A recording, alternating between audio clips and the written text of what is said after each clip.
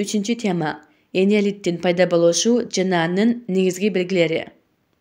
Энеолит деген латын жана грек тилдеринен алынып, энеус – жез, литос – таш, жез таш доору деген маанини түшүндүрөт. Кээде энеолит термининин ордуна халколит сөзү да колдонулат. Халкос – грек тилиндеги жез.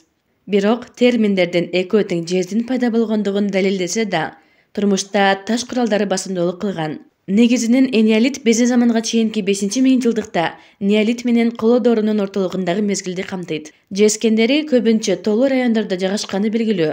Ошондуктан жезди пайдалануу алдыңкы Азияда жана Закавказьеде кеңири тараган. Металл алдыңкы Азиядан Балканга, кийин Днепрдин оң жээгине тараган деп болжолдонот. Ошондой эле Чыгыш Европадагы Урал жана Карпат тоолорунан да жез алынгандыгы белгиленет. Жез кендерин пайдалануу Теңир тоонун жана Алтай тоолорунун аймагында болгондугу далилденген. Жездин алгачкы ачылышы биздин заманга чейинки 6-миңжилдыкка туура келип, биринчи жолу алдыңкы Азияда колдонулгандыгы болжолдуу түрдө айтылат. Биздин заманга чейинки 4-5-миңжилдыктарда адамдар эмгек куралын жезден жасай баштаган.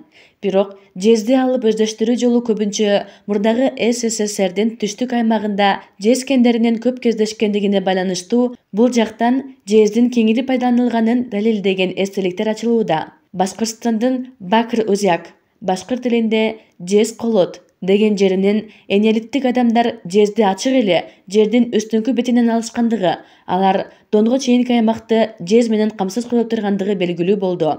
Кийимбай дарыясынын боюндагы Еленова, Казакстан, байыркы жез кени, Алтайдагы Белоусов кенинен адамдын сөөк калдыгы ичине руда салган чаначы менен табылган. Кенди казууда алтайлыктар таштан жасалган басканды колдонушкан.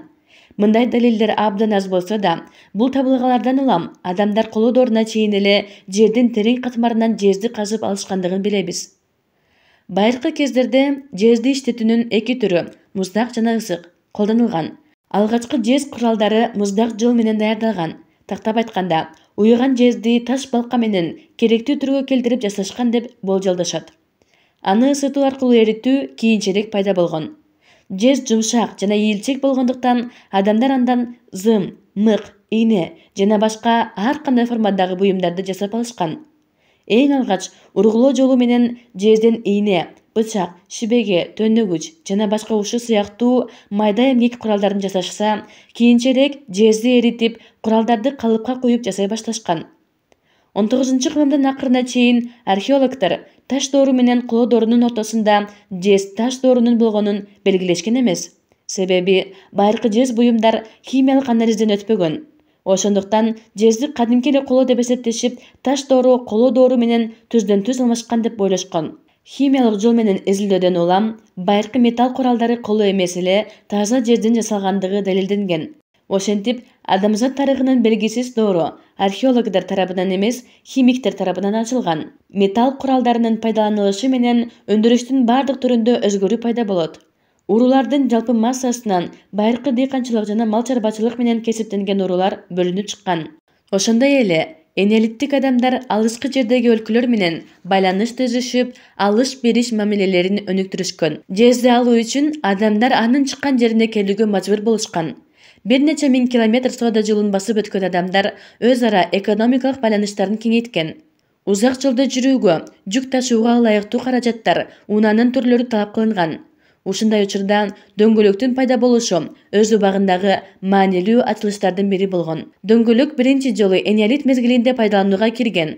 Энеолит доору өзүнө мүнөздүү болгон 5 белги менен айырмаланат. Алар төмөнкүлөр.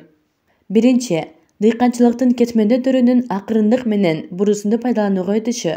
Экинчи, жезден жасалган эмгек куралдары менен бирге таш куралдарынын колдонулушу. Таш куралдарынын өзгөчө басымдуулук кылышы.